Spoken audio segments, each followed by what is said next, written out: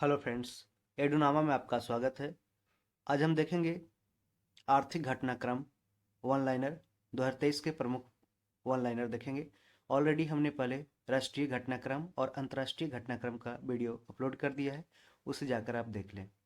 तो आइए हम शुरुआत करते हैं।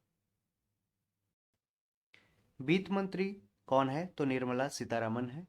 वित्त मंत्री निर्मला सीतारमन ने श्रीलंका के त्रिंकोमाली में भारतीय स्टेट बैंक की शाखा का उद्घाटन किया है।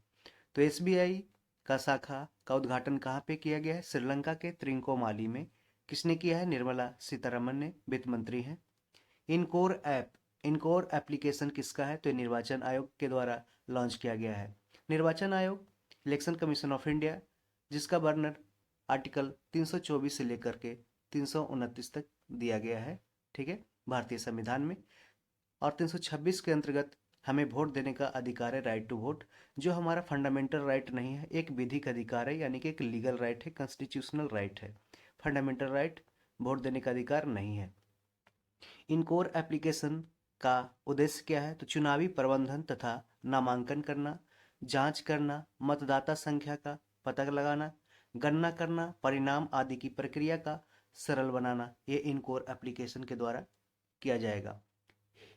हितागी पेमेंट सर्विसेज ने national payment corporation of India NPCI के सहयोग से भारत का पहला यूपीआई एटीएम लॉन्च किया है।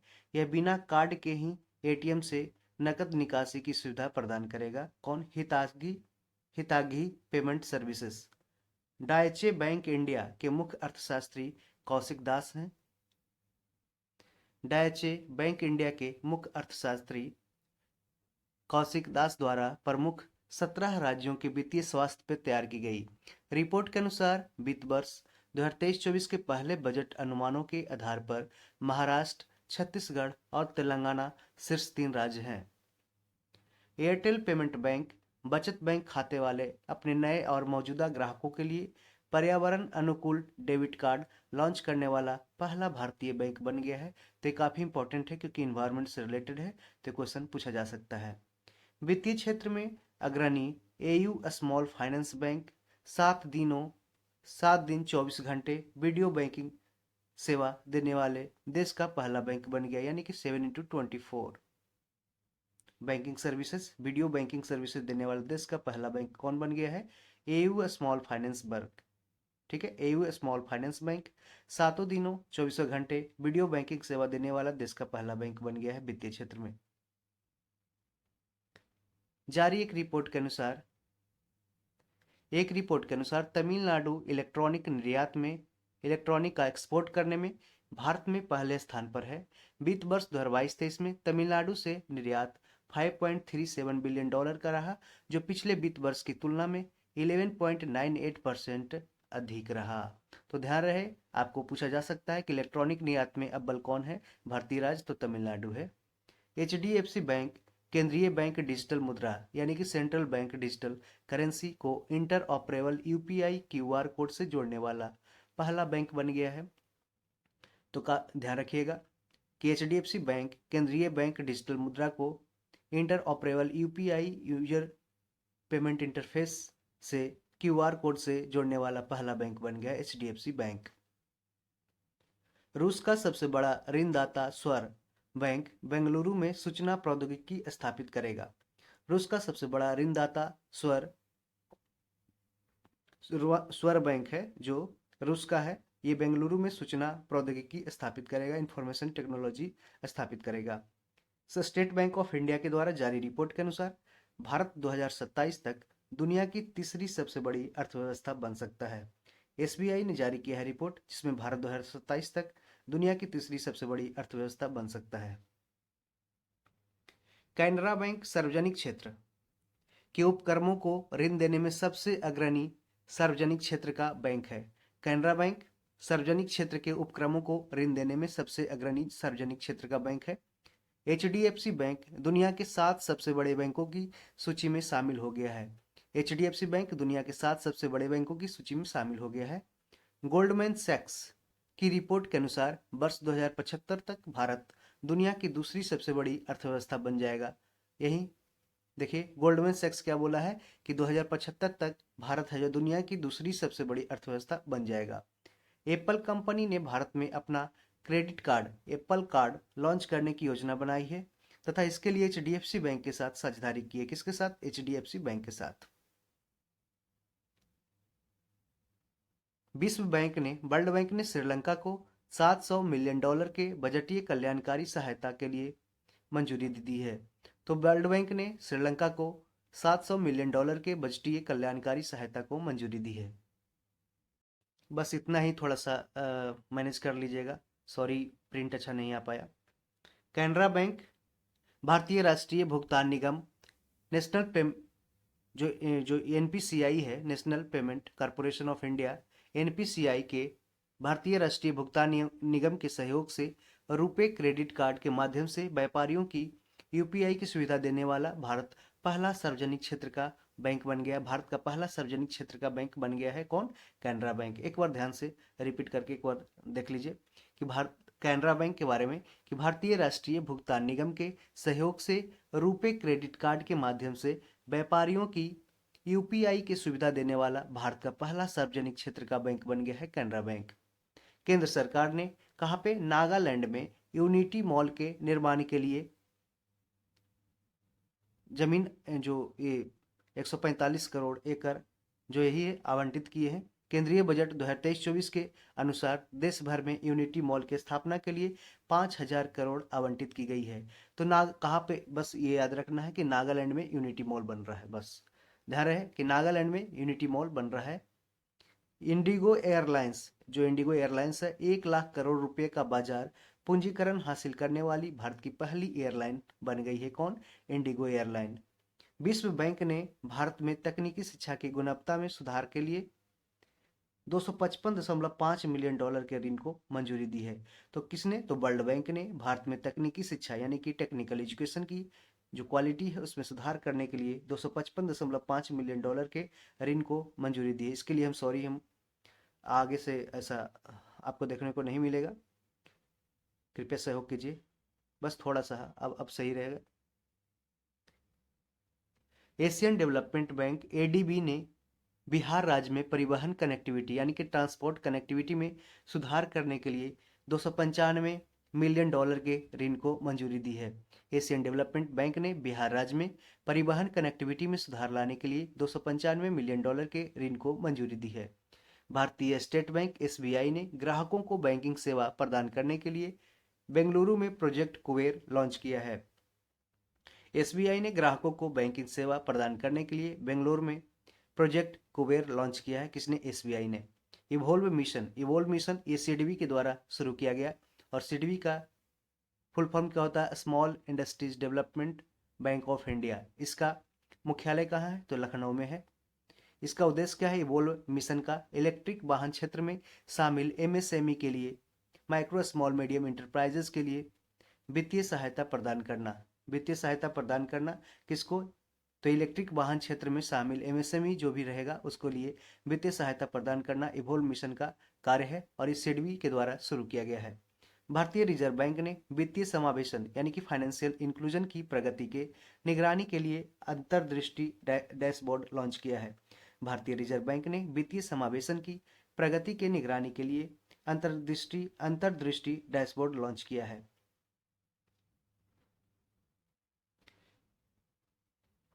विशेष पहल, ये एचडीएफसी बैंक के द्वारा शुरू किया गया विशेष पहल। यह एक खुदरा बैंकिंग पहल है जो अर्ध शहरी तथा ग्रामीण क्षेत्रों में ग्राहकों को आकर्षित करेगा। विशेष पहल किसके द्वारा लॉन्च किया गया? तो ये एचडीएफसी बैंक के द्वारा शुरू किया गया है। यह खुदरा बैंकिंग पहल है जो अर्ध शहरी तथा ग्रामीण क्षेत्रों में ग्राहकों को आकर्षित करेगा। 100 डेज 100 पेज अभियान किसके द्वारा चलाया गया?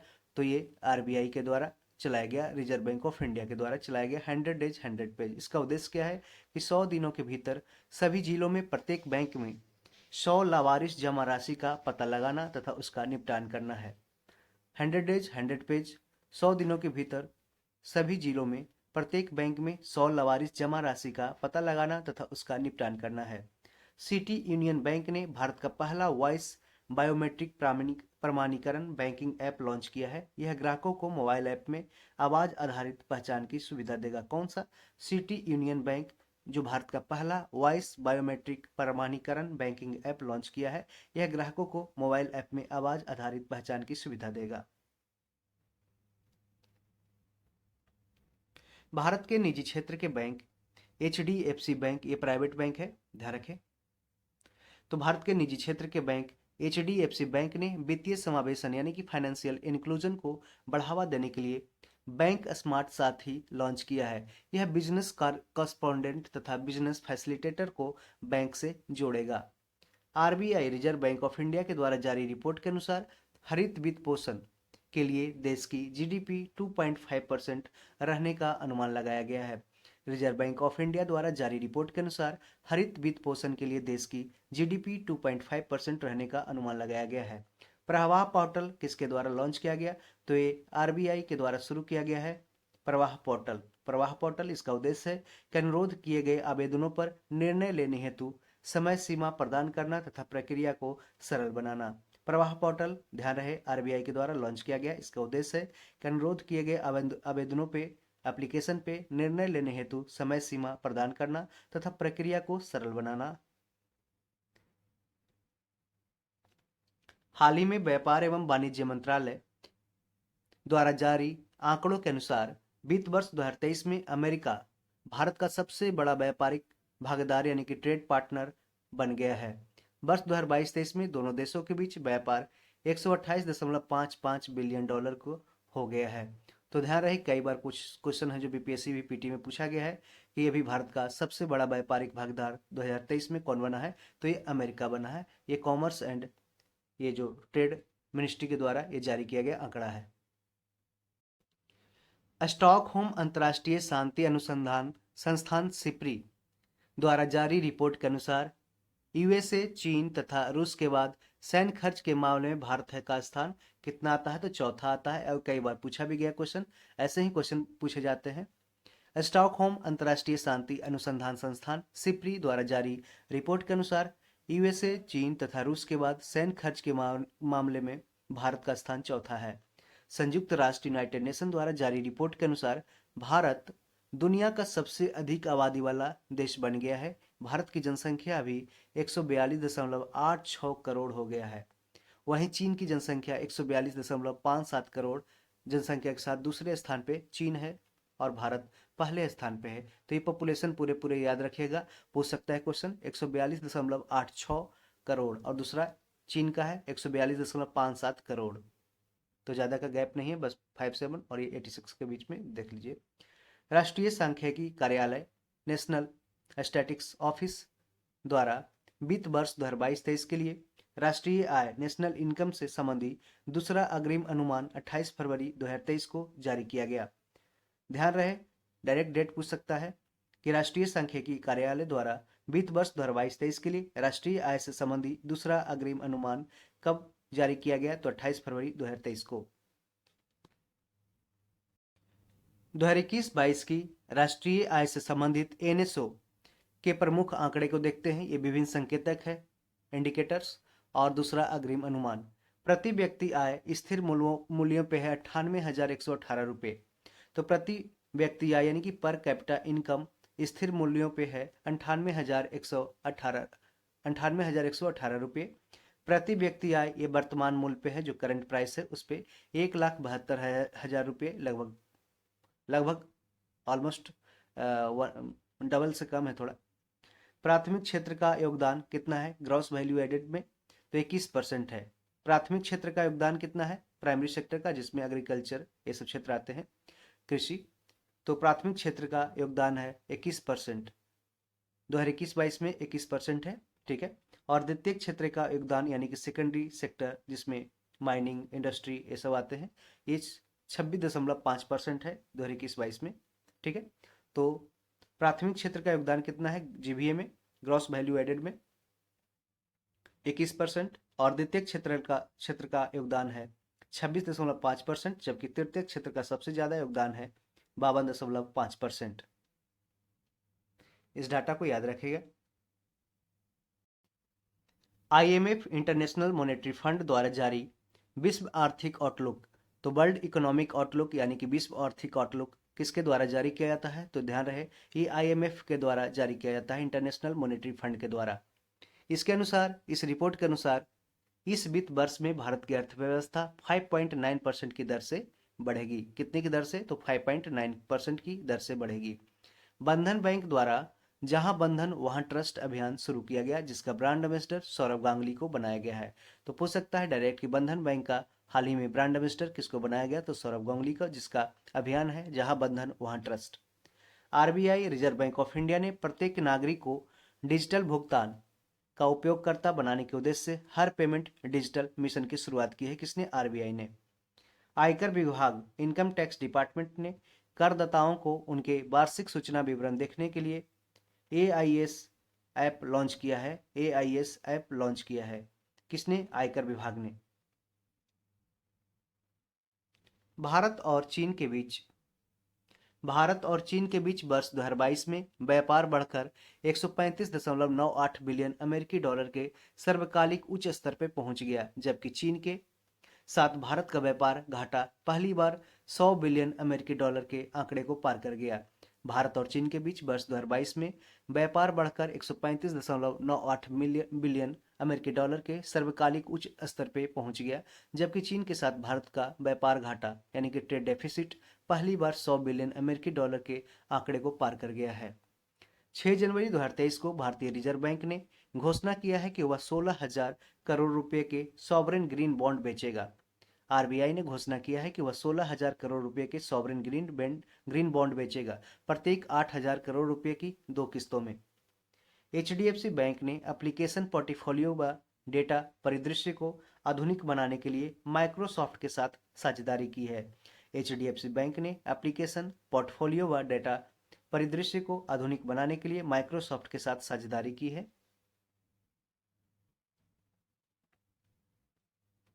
आरबीआई ने अक्टूबर 2022 में सेंट्रल बैंक डिजिटल करेंसी यानी कि सीबीडीसी पर एक कॉन्सेप्ट नोट जारी किया है, जो नोटों का एक डिजिटल रूप है। आरबीआई ने अक्टूबर 2022 में सेंट्रल बैंक डिजिटल करेंसी पर एक कॉन्सेप्ट नोट जारी किया है, जो नोटों का एक डिजिटल रूप है। एक बार देख लेते हैं भारत में उपयोग की जाने वाली कोविड वैक्सीन। इनकोवैक भारत के पास वैक्सीन है। इनकोवैक, ये वैक्सीन का प्रकार कैसा है? इंट्रानेजल है, नाक में देने वाला इंट्रानेजल।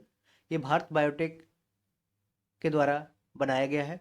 इनकोवैक इन Incovacc inactivated SARS COVID 2 delta vaccine का प्रकार है और इसे आईसीएआर प्लस एनआरसी के द्वारा निर्माण किया गया है। इनोकोवैक्स। कोविशील्ड ये non replicating adeno virus vector है। इस प्रकार का वैक्सीन का प्रकार है non replicating adeno virus vector और इसे तैयार किया है सीरम इंस्टीट्यूट ऑफ इंडिया और आईसीएमआर ने, Indian council of medical research. Covaxin ये इनएक्टिवेटेड पैथोजेन बेस्ड वैक्सीन है, जिसे भारत बायोटेक और आईसीएमआर के साथ मिलकर बनाया गया है। रूस की स्पुतनिक 5 ये नॉन रेप्लिकेटिंग वायरल वैक्सीन है, जिसे गैमेलिया रिसर्च इंस्टीट्यूट के द्वारा निर्माण किया गया है। अमेरिका का मॉडर्ना वैक्सीन ये mRNA वैक्सीन का प्रकार है और इसे मॉडर्ना के द्वारा विकसित किया गया है। अमेरिका का जॉनसन एंड जॉनसन ये नॉन रेप्लिकेटिंग वायरल वैक्सीन है और इसे जैनसन फार्मास्यूटिकल कंपनीज के द्वारा निर्माण किया गया है। जाइकोव डी ये डीएनए बेस्ड वैक्सीन का प्रकार है और इसे जायडस कैडिला के द्वारा निर्माण किया गया है।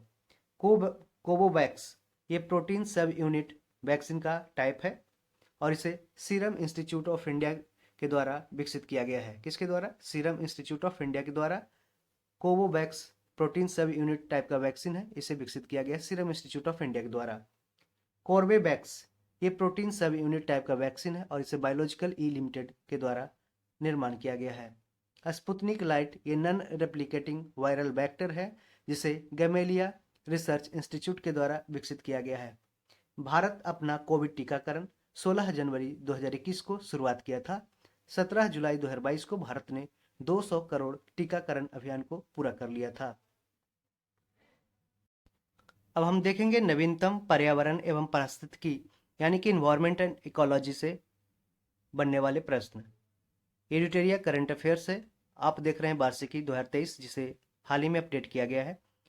और आपको बता दूं कि इसके पहले हमने राष्ट्रीय और अंतर्राष्ट्रीय घटनाक्रम को वीडियो में अपलोड कर दिया है, तो उसे जाकर आप देख लें। इसके बाद हम साइंस एंड टेक्नोलॉजी का एक सेपरेट छोटा सा वीडियो आपके सामने प्रस्तुत करेंगे। तो आइए हम शुरुआत करते हैं 17वीं भारत वन स्थिति रिपोर्ट 2021 के द्वारा। ठीक है, 17वीं भारत वन स्थिति रिपोर्ट 2021। भारत वन स्थिति रिपोर्ट ISFR भारत सरकार के पर्यावरण, वन और जलवायु परिवर्तन मंत्रालय के तहत भारतीय वन सर्वेक्षण फॉरेस्ट सर्वे ऑफ इंडिया के द्वारा प्रति 2 वर्षों पर प्रकाशित किया जाता है। तो भारत वन स्थिति रिपोर्ट भारत सरकार के पर्यावरण, वन और जलवायु परिवर्तन मंत्रालय के तहत भारतीय वन सर्वेक्षण फॉरेस्ट सर्वे ऑफ इंडिया द्वारा प्रति 2 वर्षों पे, कितने वर्षों पे प्रकाशित किया जाता है? तो 2 वर्षों पे। सबसे पहली बार यह 1987 में प्रकाशित किया गया था। ISFR 2021 रिपोर्ट इस श्रृंखला की 17वीं रिपोर्ट है, जिसके लिए दूर संवेदी उपग्रह रिमोट सैटेलाइट जो लॉन्च किया लगाया गया है, वो रिसोर्स सैटेलाइट 2 के द्वारा आंकड़ा प्राप्त किया गया है। किसके द्वारा? रिसोर्स सैट 2 के द्वारा। ये क्या है? तो RSS है, रिमोट सेंसिंग सैटेलाइट। राष्ट्रीय वन नीति 1988 में यह लक्ष्य रखा गया था कि देश के कुल भूभाग का 33% भाग वन क्षेत्र होगा। ये 33% डायरेक्ट क्वेश्चन BPSC PT में पूछा गया कि राष्ट्रीय वन नीति 1988 में यह लक्ष्य रखा गया था कि देश के कुल भूभाग का 33% भाग वन क्षेत्र होगा। अब जानते हैं भारत में वन आवरण। भारत वन स्थिति रिपोर्ट 2021 के अनुसार भारत का वन आवरण 7,13,789 वर्ग किलोमीटर है, जो कुल भौगोलिक क्षेत्रफल का 21.71% है। भारत वन स्थिति रिपोर्ट 2021 के अनुसार भारत का वन आवरण 7,13,789 वर्ग किलोमीटर है, जो कुल भौगोलिक क्षेत्रफल का 21.71% है। 2019 के रिपोर्ट की तुलना में भारत में वन आवरण में 1540 वर्ग किलोमीटर की वृद्धि दर्ज की गई, जो पिछली रिपोर्ट से 0.22% अधिक है। भारत में वृक्षावरण। इस रिपोर्ट के अनुसार भारत में कुल वृक्षावरण यानी कि ट्री कवर 95,748 वर्ग किलोमीटर है, जो कुल भौगोलिक क्षेत्रफल का 2.91% है। तो ध्यान रखें कि भारत में वृक्षावरण कितना है, किसका परसेंटेज? 2.91% और 21.71%, 21.71% है जो वन आवरण है भारत में। 2019 के रिपोर्ट की तुलना में वृक्षावरण में 721 वर्ग किलोमीटर की वृद्धि हुई है, जो 0.76% है, तो प्लस में ही गया है। ठीक है, अब देखते हैं भारत में वन एवं वृक्ष आवरण के संपूर्ण आंकड़े। ठीक है, देखिए वन आवरण यानी कि फॉरेस्ट कवर ये 7,13,789 किलोमीटर स्क्वायर है और इसका परसेंटेज है कितना? 21.71%। और इसका वृद्धि किया है 1540 किलोमीटर स्क्वायर। और वृक्ष आवरण देखते हैं यानी कि ट्री कवर देखते हैं तो 95,748 किलोमीटर है स्क्वायर और 2.91% इसका टोटल एरिया है और 721 किलोमीटर स्क्वायर इसने वृद्धि किया है। तो टोटल यहाँ पे कुल जोड़ देंगे। ठीक है, तो यहाँ पे जोड़ करके टोटल क्षेत्रफल आ जाता है 8,09,537 किलोमीटर स्क्वायर। और यहाँ पे अगर टोटल भारत में वन एवं वृक्ष आवरण के आंकड़े के जोड़ेंगे तो ये 24.62% हो जाएगा। तो डायरेक्ट पूछ सकता है आपसे क्वेश्चन ये, या ये डायरेक्ट पूछ लेगा या ये डायरेक्ट पूछ लेगा, आप तैयार रहें तीनों फॉर्मेट में। ठीक है, तो 24.62% भारत में वन एवं वृक्ष आवरण को दोनों को मिला के है। और वृद्धि कितना हुआ है टोटल? तो 1540 kilometre square plus 721 kilometre square equal to 2261 kilometre square ये वृद्धि किया है। अब देखते हैं डायरेक्ट यहाँ से क्वेश्चन बनते हैं कि क्षेत्रफल के अनुसार सर्वाधिक वन आवरण वाले राज्य कौन कौन से हैं। तो देखिए पहले मध्य प्रदेश का स्थान आता है, यहाँ पे 77,493 किलोमीटर स्क्वायर इसका क्षेत्रफल है।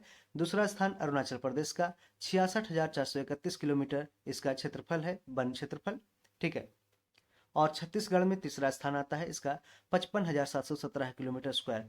तो इसको आप याद नहीं रखेंगे, आप सीधे याद रखिएगा कि क्षेत्रफल के अनुसार सर्वाधिक वन आवरण वाले राज्य कौन कौन से हैं। तो Madhya Pradesh, Arunachal Pradesh, MP, AP, Chhattisgarh. Okay, Madhya Pradesh, Arunachal, Chhattisgarh 3 है जो क्षेत्रफल के अनुसार सर्वाधिक वन आवरण वाले राज्य हैं। जब और क्षेत्रफल के अनुसार सबसे कम वन आवरण वाले राज्य कौन कौन से हैं? तो हरियाणा में सबसे कम वन आवरण वाले राज्य हैं। हरियाणा कौन है? हरियाणा।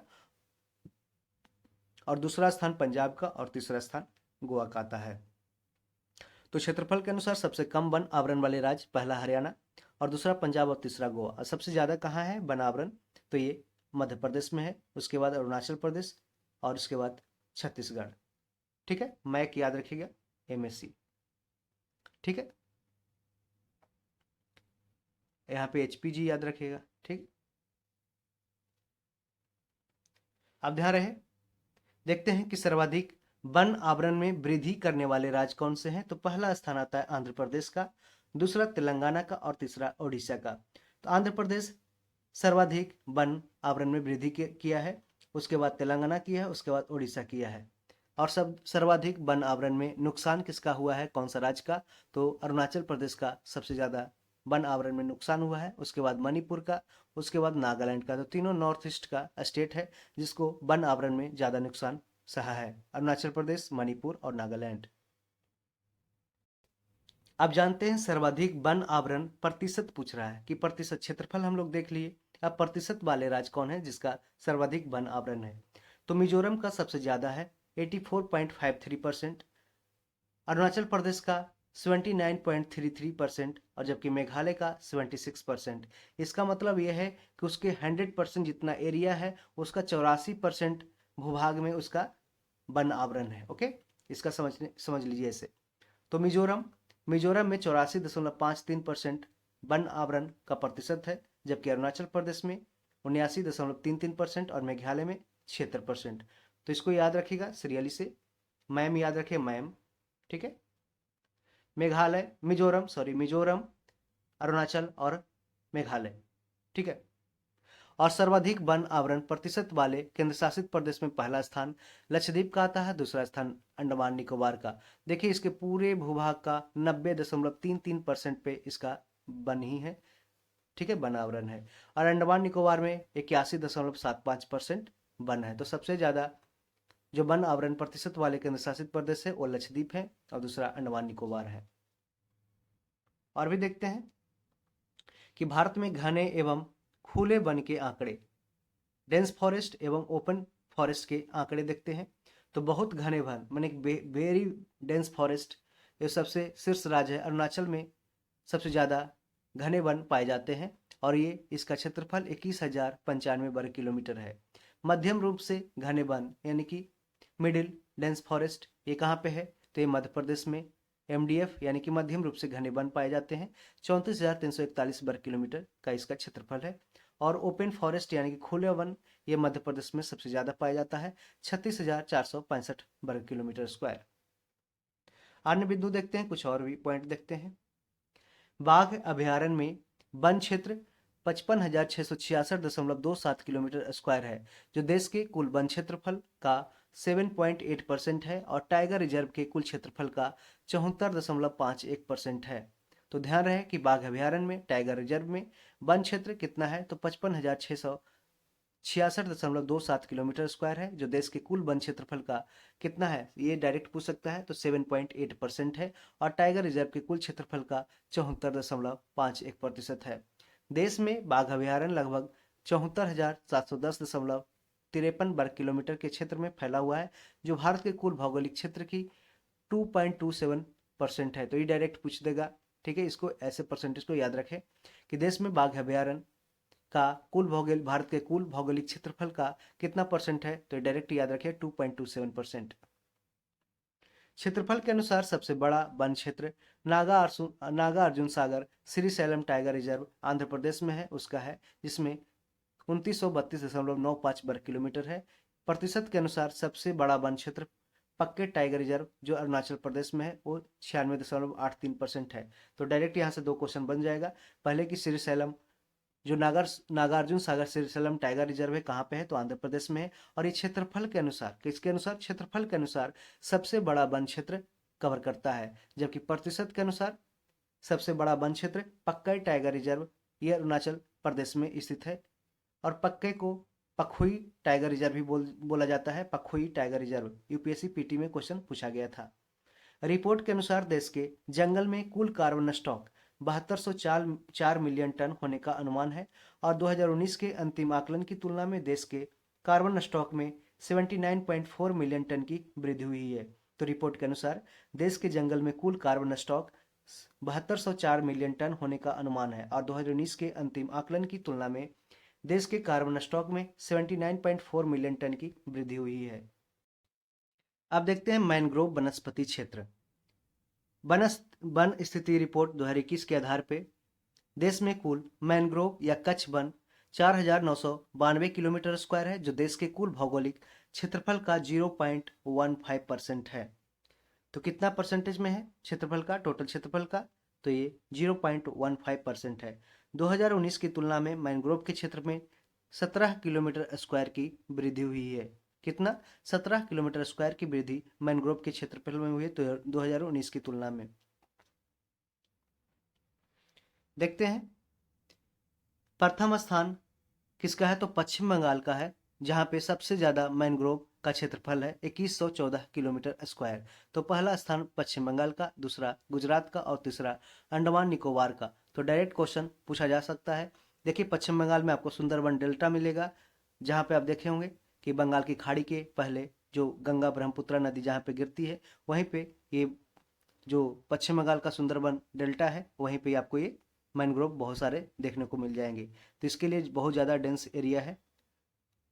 तो पश्चिम बंगाल में सबसे ज़्यादा मैनग्रोव का एरिया है, उसके बाद गुजरात का, उसके बाद अंडमान निकोबार द्वीप समूह में। ठीक है, बस इतना याद रखना है। अब देखते हैं ओडिशा वृद्धि किया है, वृद्धि के पोजीशन में देखते हैं कि ओडिशा का पहला स्थान है, 8 वर्ग किलोमीटर की वृद्धि किया है मैनग्रोव में, और महाराष्ट्र का दूसरा स्थान, कर्नाटक का तीसरा स्थान। तो ओडिशा, महाराष्ट्र, कर्नाटक, इसने अभी मैनग्रोव क्षेत्र में विकास किया है, वृद्धि किया है। देखते हैं स्वतंत्रता के 75वें वर्ष में भारत के 75 रामसर साइट हो गए। वर्ष 2022 में रामसर स्थल में शामिल भारत की महत्वपूर्ण आर्द्रभूमियां यानी कि वेटलैंड्स। आर्द्रभूमि संरक्षण हेतु वर्ष 1971 में ईरान के रामसर शहर में सम्मेलन हुआ और इसके समझौते 1975 से प्रभावी हुए। तो डायरेक्ट पूछ सकता है क्वेश्चन आपके कि रामसर जो शहर है वो कहाँ पे है, तो ईरान में है, जहाँ पे आर्द्रभूमि संरक्षण हेतु 1971 में, कब? 1971 में ईरान के रामसर में सम्मेलन हुआ था और इसके समझौते कब से? 1975 से प्रभावी हुए। भारत इसमें 1982 में शामिल हुआ था। कब हुआ था? कई बार पूछा जाता है। तो भारत इसमें 1982 में शामिल हुआ। विश्व में टोटल 2400 से अधिक रामसर साइट हैं। अक्टूबर 2022 तक भारत में अंतर्राष्ट्रीय महत्व की आर्द्रभूमियों की कुल संख्या 75 हो गई है। कितनी? 75 हो गई है। 75वां रामसर स्थल के रूप में सालबुग आर्द्रभूमि जो जम्मू कश्मीर में है उसको शामिल किया गया है। किसको? सालबुग आर्द्रभूमि जो 75वां रामसर साइट है। और भी देखते हैं प्रमुख रामसर साइट 2022 में रामसर विषय में शामिल भारत की आर्द्रभूमियां। खिजड़िया वन्यजीव अभयारण्य कहाँ पे है? तो ये गुजरात में है। इसे फरवरी 2022 में शामिल किया गया था। ये ज़्यादा ये इंपॉर्टेंट नहीं है, बस आपको याद रखना है कि कौन कहाँ है। तो खिजड़िया वन्यजीव अभयारण्य कहाँ है? गुजरात में। बखीरा वन्यजीव अभयारण्य ये उत्तर प्रदेश में है, बखीरा वन्यजीव अभयारण्य। साखे सागर कहाँ है? तो मध्य प्रदेश में साखे सागर है। जबकि पाला वेटलैंड यानी कि पाला आर्द्रभूमि कहाँ पे है? मिजोरम में है। पिचबरम मैनग्रोव ये तमिलनाडु में है। Pichavaram mangrove. Pallikaranai marsh reserve forest ये तमिलनाडु में ही है। ठीक है, Pallikaranai marsh reserve forest Tamil Nadu में। करिकली पक्षी अभयारण्य ये तमिलनाडु में है, करिकली पक्षी अभयारण्य। कुंथन कुलम पक्षी अभयारण्य ये तमिलनाडु में है, कुंथन कुलम पक्षी अभयारण्य। मन्नार की खाड़ी समुद्री बायोस्फीयर रिजर्व ये तमिलनाडु में है। बेम्बरनूर वेटलैंड कॉम्प्लेक्स ये कहाँ पे है? तो ये तमिलनाडु में है, बेम्बरनूर वेटलैंड कॉम्प्लेक्स। बेलोड पक्षी अभयारण्य कहाँ है? तमिलनाडु में, बेलोड पक्षी अभयारण्य।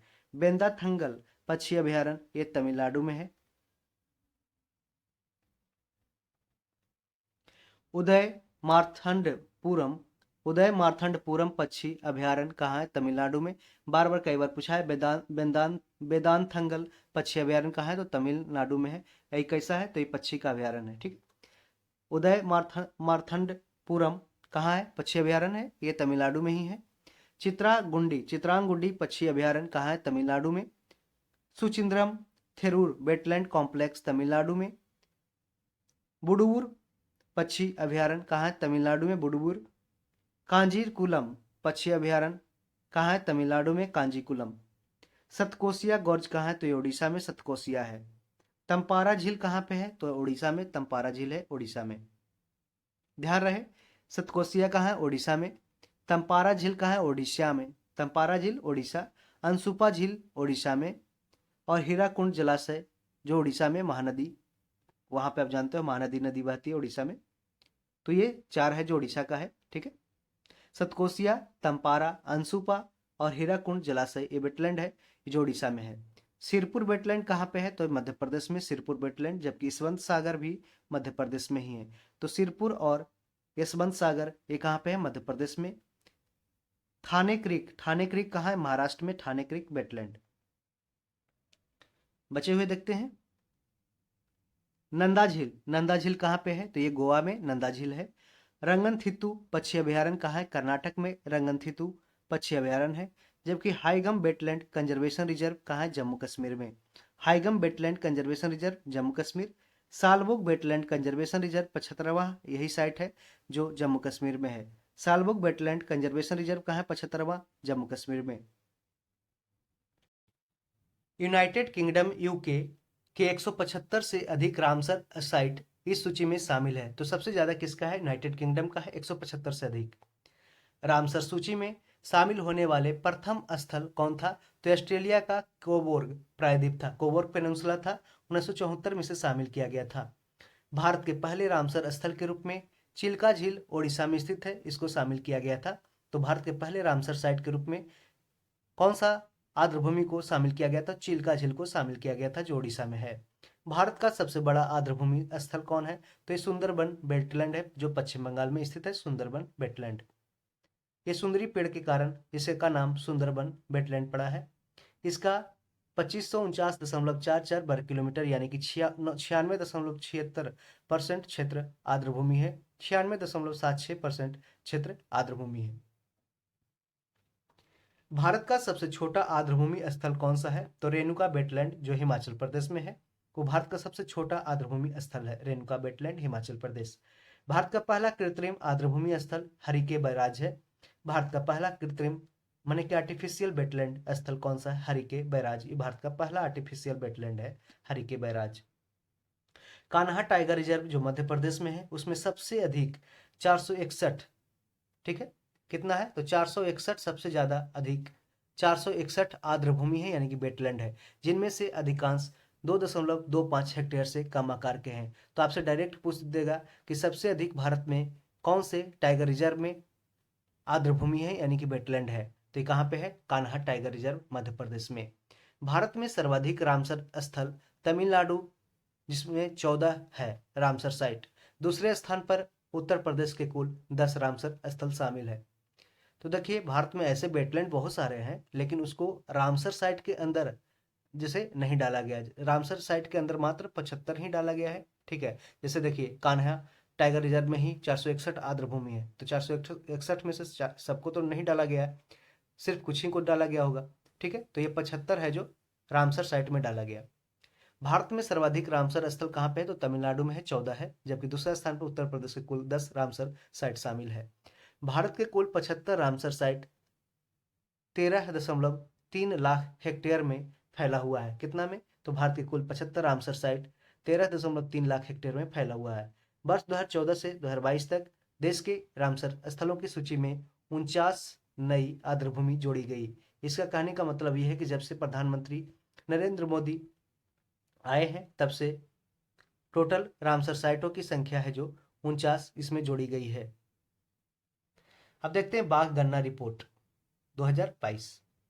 29 जुलाई 2023 को अंतर्राष्ट्रीय बाघ दिवस इंटरनेशनल टाइगर डे कब मनाया जाता है? तो 29 जुलाई को, उसी के अवसर पे प्रकाशित किया गया है बाघ गणना रिपोर्ट 2022।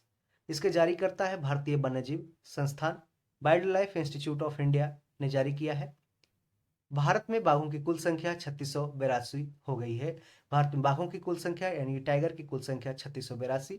इससे पहले 9 अप्रैल 2023 को जारी रिपोर्ट के अनुसार बाघों की कुल संख्या 3167 बताई गई थी।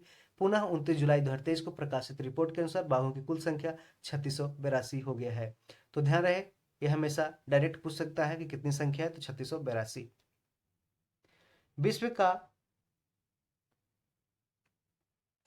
विश्व का 75% बाघ केवल भारत में है। तो विश्व का जितना बाघ है, माने कि 100 बाघ है, तो 100 में से 75 बाघ सिर्फ भारत में ही पाया जाता है।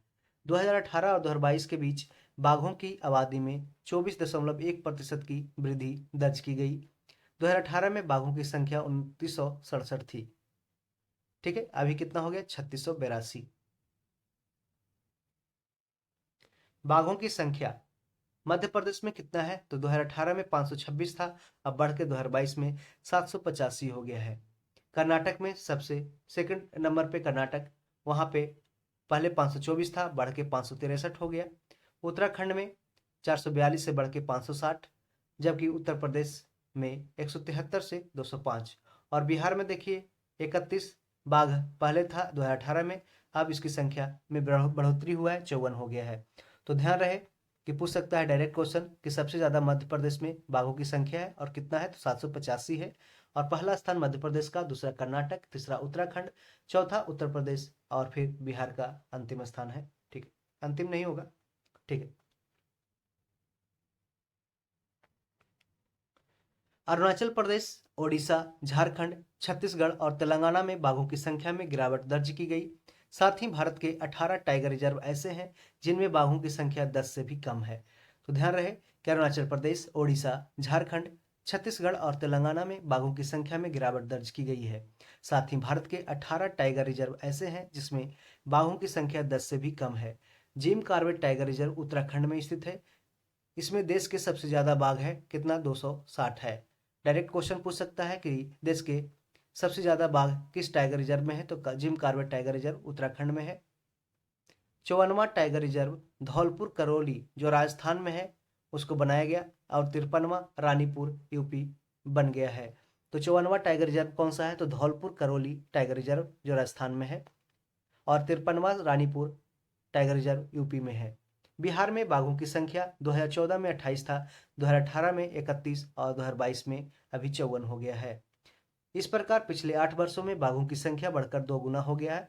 बिहार में एकमात्र टाइगर रिजर्व है वाल्मीकि नगर टाइगर रिजर्व जो पश्चिम चंपारण में स्थित है। अभी कैमूर टाइगर रिजर्व भी बनने वाला है।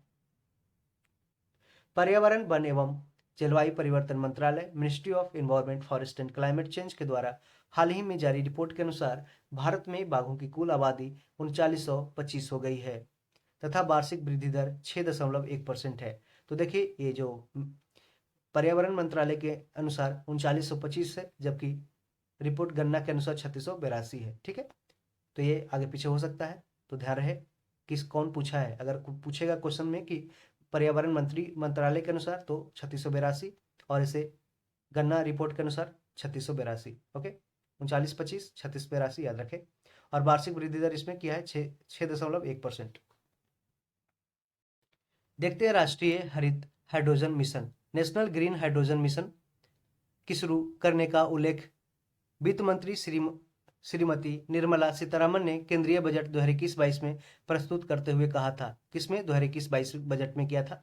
भारत सरकार ने 4 जनवरी 2023 को 19,744 करोड़ रुपए की लागत से राष्ट्रीय हरित हाइड्रोजन मिशन को मंजूरी दे दी। तो भारत सरकार ने 4 जनवरी 2023 को 19,744 करोड़ रुपए की लागत से राष्ट्रीय हरित हाइड्रोजन मिशन को मंजूरी दी है। इस मिशन के कार्यान्वयन के लिए नोडल एजेंसी के रूप में नवीन एवं नवीकरणीय ऊर्जा मंत्रालय को बनाया गया है, इरिडा को बनाया गया है। ठीक है, मुख्य विशेषताएं देखते हैं। प्रति वर्ष कम से कम 5 मिलियन मीट्रिक टन की हरित हाइड्रोजन उत्पादन क्षमता विकसित की जाएगी। तो प्रति वर्ष कम से कम कितना? तो 5 मिलियन मीट्रिक टन। डायरेक्ट पूछ सकता है। जीवाश्म ईंधन यानी कि फॉसिल्स फ्यूल के आयात में, इंपोर्ट में जो आता है भारत में, उसमें 1 लाख करोड़ से अधिक की कमी करना और 6 लाख से अधिक नौकरियों का सृजन करना यानी कि निर्माण करना इसमें उम्मीद है।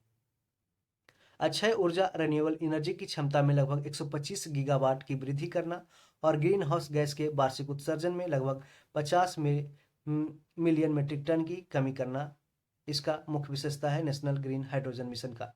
नीति आयोग की रिपोर्ट के अनुसार कहा गया कि भारत में हरित हाइड्रोजन बाजार का संचयी मूल्य वर्ष 2030 तक 8 बिलियन अमेरिकी डॉलर और वर्ष 2050 तक 340 बिलियन अमेरिकी डॉलर हो जाएगा। तो कितना इंपॉर्टेंट है आप देख सकते हैं। इसके अलावा हरित हाइड्रोजन को अपनाने से वर्ष 2050 तक संचयी कार्बन डाइऑक्साइड के उत्सर्जन में 3.6 गीगाटन की कमी आ जाएगी। अब देखते हैं प्रोजेक्ट चीता। वर्ष 1952 में भारत से विलुप्त हुए चीतों को प्रोजेक्ट चीता के तहत भारत में लाने की शुरुआत की जा रही है। तो पूछ सकता है डायरेक्ट क्वेश्चन कि भारत से टाइगर चीता कब विलुप्त हुआ था? तो 1952 में विलुप्त हुआ था। प्रोजेक्ट चीता के तहत 17 सितंबर 2022 यानी कि मोदी जी के जन्मदिन पे 17 सितंबर 2022 को नामीबिया से, कहां से? नामीबिया से 8 अफ्रीकी चीता लाया गया। 8 अफ्रीकी चीतों को लाया गया, 5 मादा और 3 नर था। उसको मध्य प्रदेश के कुनो राष्ट्रीय उद्यान में लाया गया। कहां से लाया गया? नामीबिया से। कब? 17 सितंबर 2022 को प्रोजेक्ट चीता के तहत, और ये मध्य प्रदेश के कुनो राष्ट्रीय उद्यान में लाया गया था। इसकी निगरानी हेतु सरकार ने 9 सदस्यीय एक टास्क फोर्स को 2 वर्ष की अवधि के लिए गठित किया है। यह विश्व की पहली अंतर महाद्वीपीय चीता पुनर्वास परियोजना है। तो विश्व की पहली अंतर महाद्वीपीय चीता पुनर्वास परियोजना है। कुनो राष्ट्रीय उद्यान में दक्षिण अफ्रीका से 12 और चीते को लाया गया है। इस प्रोजेक्ट के तहत अगले 5 वर्षों में कुल 50 चीतों को भारत में लाने की योजना है। तो पहले नामीबिया से लाया गया, फिर दक्षिण अफ्रीका से लाया गया।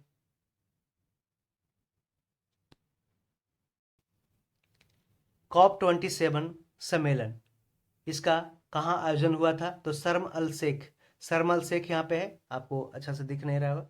शर्म अल शेख ये मिस्र में है, इजिप्ट में, जहाँ पे COP27 सम्मेलन का आयोजन किया गया था। ठीक है। और महत्वपूर्ण निर्णय यहाँ लिया गया कि अनुकूलन कोष यानी कि अडेप्टेशन फंड, अनुकूलन कोष का मतलब होता है अडेप्टेशन फंड में कुल तो 230 मिलियन डॉलर से अधिक के योगदान का नया संकल्प लिया गया, न्यू डिटर्मिनेशन लिया गया। जलवायु परिवर्तन से प्रभावित विकासशील एवं अल्प विकसित देशों को लॉस एंड डैमेज, लिख देते हैं यहाँ पे लॉस एंड डैमेज, ठीक है, लॉस एंड डैमेज फंड के तहत वित्त पोषण प्रदान करने पर सहमति व्यक्त की गई। COP27 में mangrove alliance for climate MAC launch किया गया। तो mangrove alliance for climate launch किया गया। मैनग्रोव अलायंस फॉर क्लाइमेट एक अंतर सरकारी गठबंधन है, इंटर गवर्नमेंटल ऑर्गेनाइजेशन है, जो मैनग्रोव पारिस्थितिकी तंत्र के संरक्षण को बढ़ावा देता है। ये मैक के बारे में पूछ सकता है डायरेक्ट क्वेश्चन। ये कहाँ पे दिया गया? तो COP27 में, शर्म अल शेख इजिप्ट में। COP27 में भारत का पोजीशन क्या था ये देखते हैं कि भारत 4 नवंबर 2022 को COP27 में अपनी दीर्घ अवधि कम उत्सर्जन विकास रणनीति प्रस्तुत किया, जिसके निम्न विशेषताएं हैं।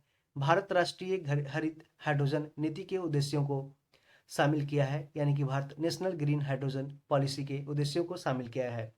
2032 तक परमाणु क्षमता में 3 गुना वृद्धि करेगा भारत। वर्ष 2032 तक भारत परमाणु क्षमता में 3 गुना वृद्धि करेगा। जैव ईंधन यानी कि बायोफ्यूल के उपयोग में वृद्धि और पेट्रोल में 20% इथेनॉल का सम्मिश्रण करेगा, ब्लेंडिंग करेगा। कितना करेगा? पेट्रोल में 20% इथेनॉल का ब्लेंडिंग करेगा, जिसके कारण पेट्रोल हम बाहर से कम आयात करेंगे और हमारा रेवेन्यू है जो बचेगा। जानते हैं COP27 शिखर सम्मेलन कहाँ हुआ था? ये जलवायु परिवर्तन को लेकर ग्लासगो स्कॉटलैंड में COP26 शिखर सम्मेलन का आयोजन किया गया था। कहाँ पे? ग्लासगो स्कॉटलैंड में, जिसमें भारत की ओर से प्रधानमंत्री नरेंद्र मोदी ने भाग लिया और उन्होंने पंच अमृत का मंत्र दिया, जो ऐसा है। भारत 2030 तक अपनी गैर जीवाश्म ऊर्जा क्षमता को 500 गीगावाट तक पहुंचाएगा। भारत 2030 तक अपनी गैर जीवाश्म ऊर्जा क्षमता को 500 गीगावाट तक पहुंचाएगा। दूसरा था कि भारत 2030 तक अपनी 50% ऊर्जा की जरूरत अक्षय या गैर जीवाश्म ऊर्जा से पूरा करेगा। तो भारत 2030 तक अपनी 50% ऊर्जा की जरूरत अक्षय यानी कि अक्षय या गैर जीवाश्म ऊर्जा से पूरा करेगा। तीसरा है कि भारत अब से लेकर 2030 तक के कुल अनुमानित कार्बन उत्सर्जन में 1 बिलियन यानी कि 1 अरब टन की कमी करेगा। चौथा, 2030 तक भारत अपनी अर्थव्यवस्था की कार्बन तीव्रता को यानी कि कार्बन इंटेंसिटी को 45% से भी कम करेगा 2005 के स्तर से। तो ध्यान रहे, चौथा कह रहा है कि 2030 तक भारत अपनी अर्थव्यवस्था की कार्बन तीव्रता को 45% कितना 45% से कम करना है, ठीक, 2005 के स्तर से। और पांचवा है कि वर्ष 2070 तक भारत नेट जीरो का लक्ष्य हासिल कर लेगा। वर्ष 2070 तक भारत नेट जीरो का लक्ष्य हासिल करेगा। केंद्र सरकार द्वारा 2022-23 में लाए गए नए अधिनियम को देखते हैं। वन संरक्षण नियम 2022 में लाया गया। Forest conservation rules 2022। पर्यावरण, वन और जलवायु परिवर्तन मंत्रालय ने वन संरक्षण नियम 2022 को वन अधिनियम 1980 के तहत अधिसूचित किया है। तो फॉरेस्ट एक्ट 1980 के तहत वन संरक्षण नियम 2022 को अधिसूचित किया गया था ministry of environment, forest and climate change के द्वारा। वन्य जीव संरक्षण संशोधन अधिनियम 2022 में लाया गया। सारे देखिए 2022 में लाया गया, ठीक है, कोई भी पूछ ले क्वेश्चन 2022 में। लेकिन प्लास्टिक अपशिष्ट प्रबंधन संशोधन नियम ये कब आया 2021 में। तो वन्य जीव संरक्षण संशोधन अधिनियम 2022 यह अधिनियम 1 अप्रैल 2023 से लागू होगा। इसके तहत 1972 के वन्य जीव संरक्षण अधिनियम में संशोधन किया गया। वाइल्ड लाइफ कंजर्वेशन एक्ट जो 1972 में आया था उसमें इसको सुधार किया गया। यह 1 अप्रैल 2023 से सुधार लागू हो जाएगा। बैटरी अपशिष्ट प्रबंधन नियम 2022 सरकार ने 24 अगस्त 2022 को इस नियम को प्रकाशित किया ताकि बेकार बैटरियां का पर्यावरणीय रूप से उचित प्रबंधन सुनिश्चित किया जा सके। नए नियम बैटरी प्रबंधन और हैंडलिंग नियम 2001 की जगह ये बैटरी अपशिष्ट प्रबंधन नियम 2022 लेगा। ई कचरा ई वेस्ट प्रबंधन नियम 2022 ई कचरा वेस्ट मैनेजमेंट रूल्स 2022 या 2 नवंबर 2022 को इस नियम को अधिसूचित किया गया। यह नियम ई कचरा प्रबंधन नियम 2016 की जगह लेगा एवं 1 अप्रैल 2023 से प्रभावी हो जाएगा। प्लास्टिक अपशिष्ट प्रबंधन संशोधन नियम 2021 12 अगस्त 2021 को इस नियम को अधिसूचित किया गया। इस नियम के अनुसार पूरे देश में 1 जुलाई 2022 से एकल उपयोग वाले यानी कि सिंगल यूज प्लास्टिक को निर्माण, आयात, बिक्री और उपयोग पर पूर्ण तरीके से प्रतिबंध लगा दिया गया। अब हम देखेंगे इन्वायरमेंट टू द पॉइंट यानी कि इन्वायरमेंट के बनने वाले प्रमुख वन लाइनर प्रश्न। भारतीय तटरक्षक बल इंडियन कोस्ट गार्ड के महानिदेशक राकेश पाल की अध्यक्षता में गुजरात में राष्ट्रीय तेल रिसाव आपदा आकस्मिकता योजना की 25वीं बैठक आयोजित की गई। तो ध्यान रहे कि भारतीय तटरक्षक बल के महानिदेशक कौन है, राकेश पाल है। उन्हीं की अध्यक्षता में गुजरात में राष्ट्रीय तेल रिसाव आपदा आकस्मिकता योजना की 25वीं बैठक आयोजित की गई। कहाँ पे, गुजरात में।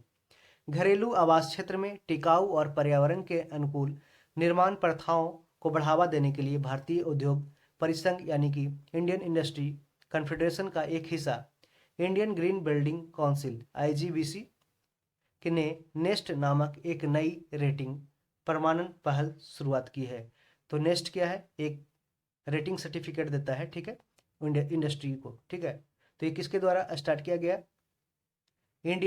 देखिए, घरेलू आवास क्षेत्र में टिकाऊ और पर्यावरण के अनुकूल निर्माण प्रथाओं को बढ़ावा देने के लिए भारतीय उद्योग परिसंघ का एक हिस्सा है इंडियन ग्रीन बिल्डिंग काउंसिल ने नेस्ट नामक एक नई रेटिंग और प्रमाणन पहल शुरू की है।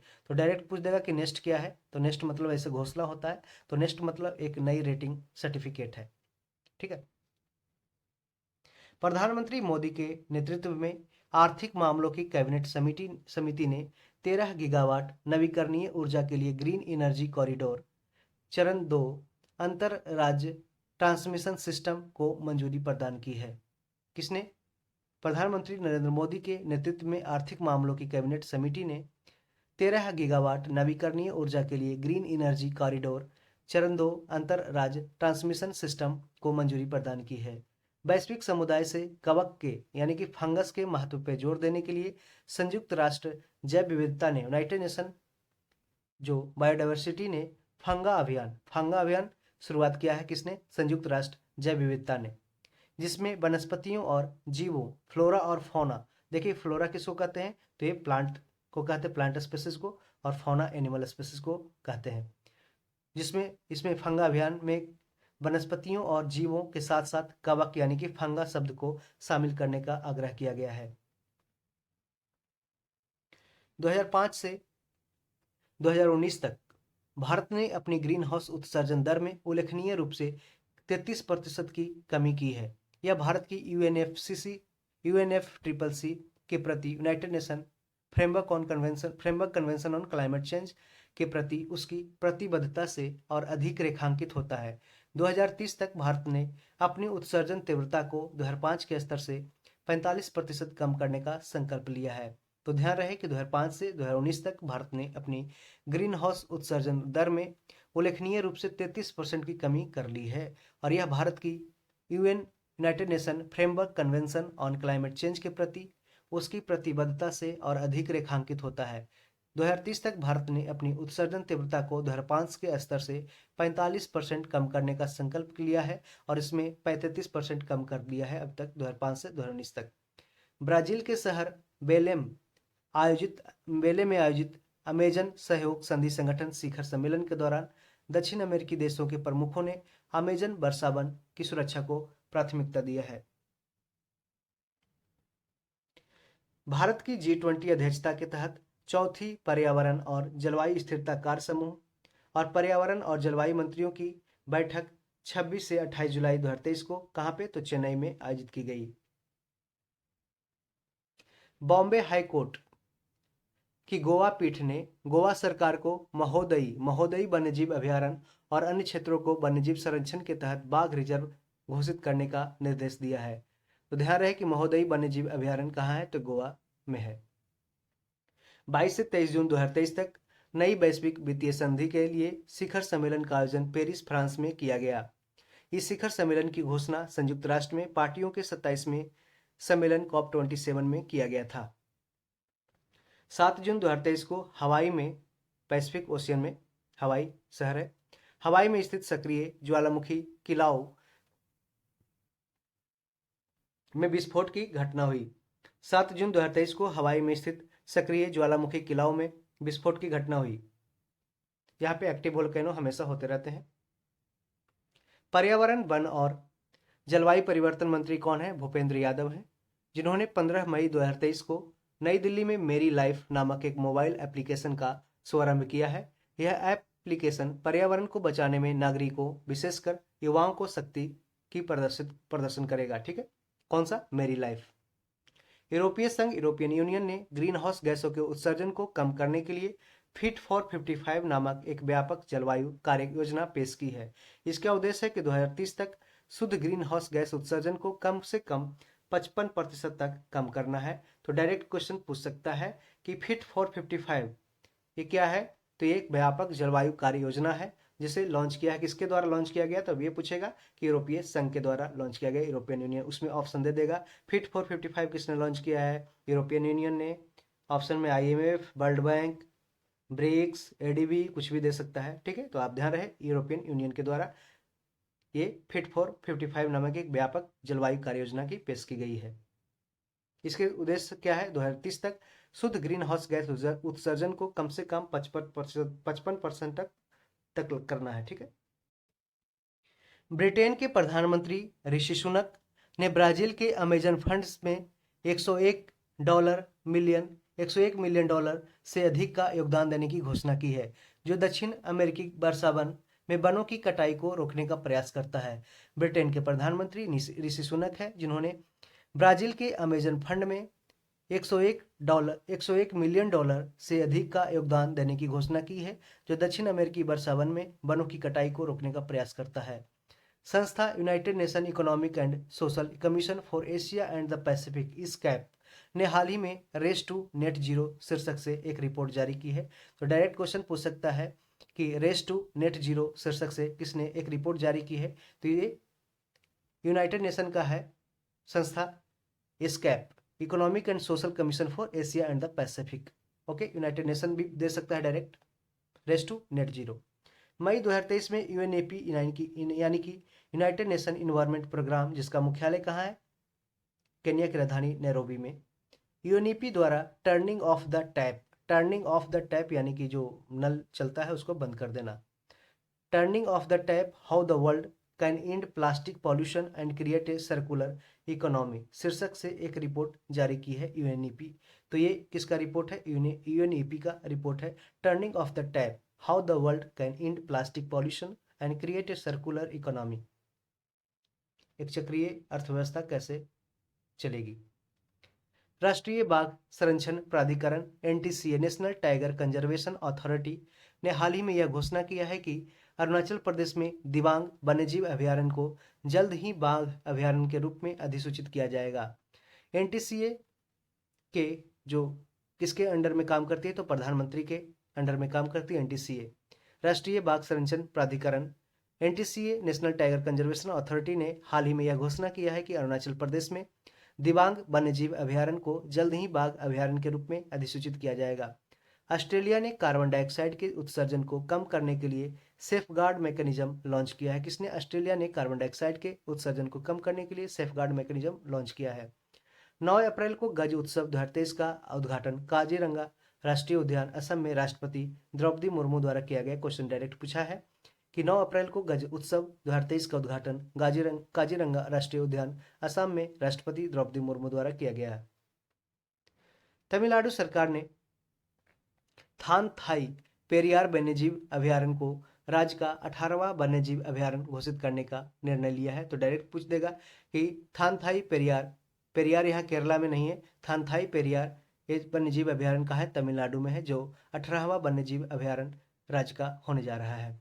ट्रांसलोकेशन प्रोजेक्ट के तहत गुजरात सरकार ने 40 वयस्क और उपवयस्क एशियाई शेरों को राज्य में बरडा वन्यजीव अभयारण्य में स्थानांतरित करने की योजना बनाई है। तो बरडा वन्यजीव अभयारण्य कहाँ पे है, गुजरात में ही है। ठीक है, कौन सा प्रोजेक्ट है, ट्रांसलोकेशन प्रोजेक्ट के तहत गुजरात सरकार ने 40 वयस्क और उपवयस्क एशियन जो लायन है उसको राज्य में बरडा वन्यजीव अभयारण्य में स्थानांतरित करने की योजना बनाई है। भारत ने बड़ी बिल्लियों की रक्षा के लिए यानी कि बिग कैट्स की रक्षा के लिए अपने नेतृत्व में एक मेगा वैश्विक गठबंधन शुरू करने और $100 मिलियन की गारंटीकृत धनराशि के साथ 5 वर्षों में समर्थन का आश्वासन दिया है। प्रस्तावित international big cat alliance IBCA, प्रस्तावित इंटरनेशनल बिग कैट अलायंस 7 बड़ी बिल्लियां जैसे कि बाघ है, शेर है, तेंदुआ है। बिग कैट्स में कौन कौन आते हैं, 7 बड़ी बिल्लियां, बाघ, शेर, तेंदुआ, हिम तेंदुआ, प्यूमा, जगुआर और चीता के संरक्षण और पुनर्वास की दिशा में काम करेगा IBCA।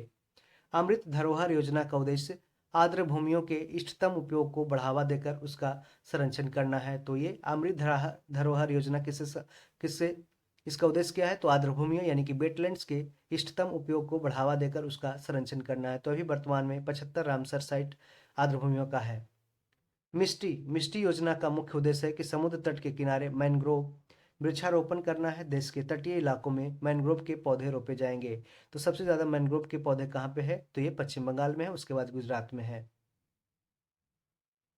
केंद्र सरकार ने गुजरात के एक क्षेत्र गिर में एशियाई शेरों के संरक्षण के लिए Lion@47 vision for Amritkaal Lion@47 vision for Amritkaal योजना का अनावरण किया है केंद्र सरकार ने गुजरात के क्षेत्र गिर में। किसके लिए, एशियाई शेरों के संरक्षण के लिए। 1972 में हुए स्टॉकहोम सम्मेलन के 50 वर्ष पूरे होने के उपलक्ष्य में स्वीडन की राजधानी स्टॉकहोम में स्टॉकहोम +50 का आयोजन किया गया। 1972 में हुआ था स्टॉकहोम सम्मेलन, जिसके 50 वर्ष पूरे होने के उपलक्ष्य में स्वीडन की राजधानी स्टॉकहोम में स्टॉकहोम +50 का आयोजन किया गया।